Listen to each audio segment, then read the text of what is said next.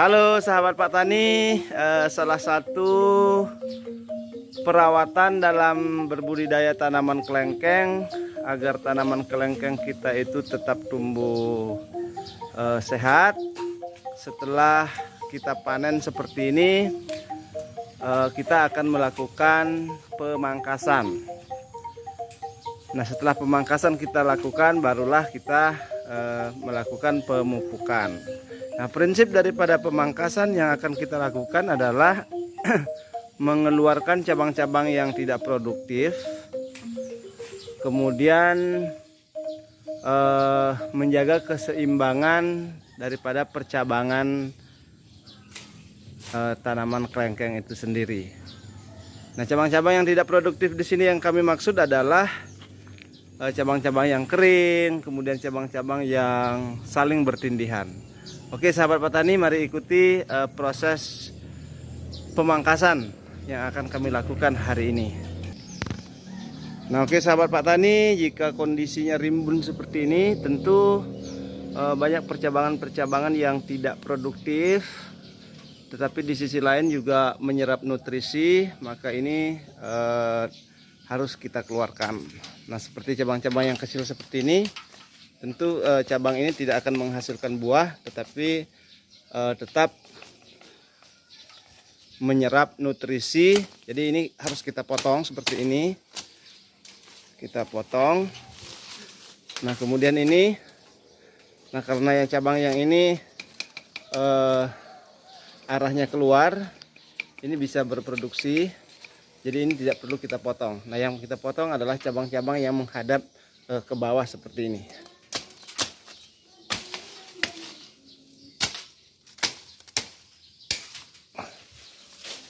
Oke. Nah, seperti itu.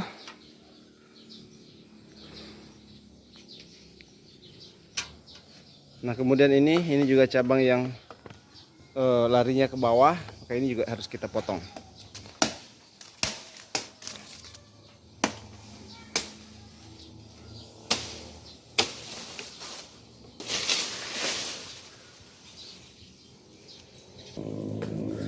Nah, oke. Ini ada percabangan yang saling tumpang tindih di tanaman kelengkeng. Nah, seperti ini misalnya, di sini ada cabang, ini juga ada cabang. Nah, cabang yang di bawah ini tidak akan kebagian sinar matahari. Nah, ini daunnya saling bertumpukan seperti ini, sementara di atasnya masih ada daun. Tentu cabang yang ini tidak produktif, maka cabang inilah yang harus kita keluarkan.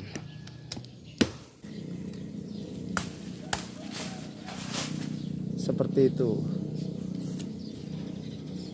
Cabang-cabang cacing seperti ini, tentu cabang-cabang ini tidak produktif. Ini kita keluarkan juga. Kemudian yang menghadap ke bawah seperti ini kita keluarin. Nah, ini juga jaraknya terlalu berdekatan. Sementara ini yang besar, ini yang kita pelihara. Jadi ini kita potong.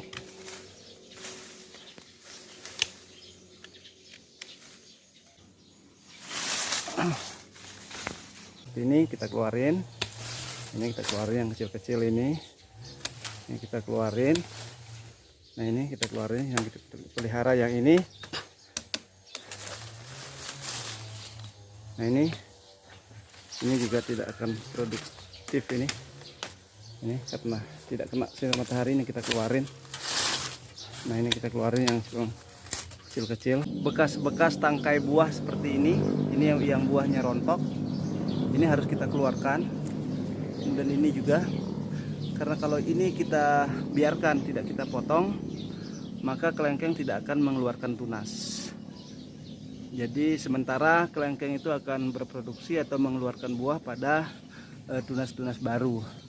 Jadi ini yang seperti ini, bekas tangkai-tangkai buah seperti ini harus kita potong. Kemudian yang kita potong adalah, kalau jika bekas tangkai buah itu seperti ini, yang kita potong bagian bawahnya. Setelah tangkai buah terakhir bagian bawah ini, jadi kita potongnya di sini. Oke, seperti itu. Kemudian ini juga Ini kita potong bagian bawah sini agar keluar cabang baru juga. Oke, berikutnya sahabat petani, dalam memilih cabang kita harus memilih memelihara cabang yang terpapar sinar matahari. Jadi misalnya dalam hal ini ada 2 cabang yang produktif, 1 kemudian 2, sehingga cabang-cabang yang lain ini bisa kita keluarkan saja agar nutrisinya bisa terfokus ke 2 cabang yang 2 itu yang kemungkinan akan berproduksi. Nah, ini ada 1, mungkin ini juga bisa kita pelihara. Jadi kita keluarin cabang-cabang kecil seperti ini. Nah, seperti ini 2 cabang ini jadi ada 3 di sini. 1 2 3. Oke, sahabat Pak Tani, pemangkasan sudah selesai kita lakukan. Jadi ini serasahnya banyak sekali yang kita turunkan dari pohonnya, dimana yang kita keluarkan ini adalah cabang-cabang yang saling bertindihan, kemudian yang menghalangi sinar matahari masuk, semuanya kita sudah keluarkan. Jadi ini pemangkasan tergolong pemangkasan berat.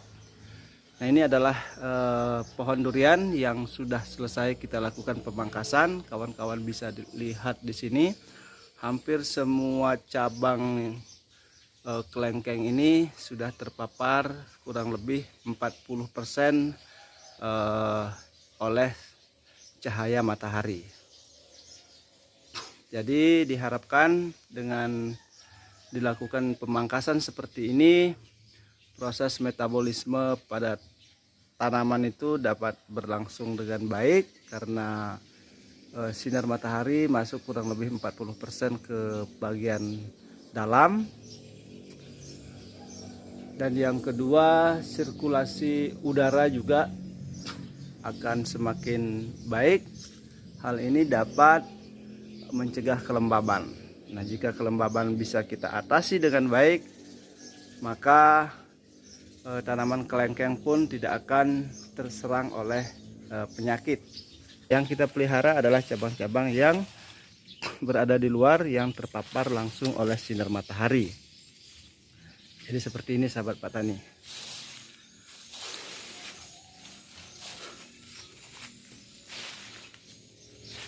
Oke, demikian dulu video singkat ini. Semoga bermanfaat buat kawan-kawan yang mungkin juga sedang berbudidaya tanaman kelengkeng. Terima kasih.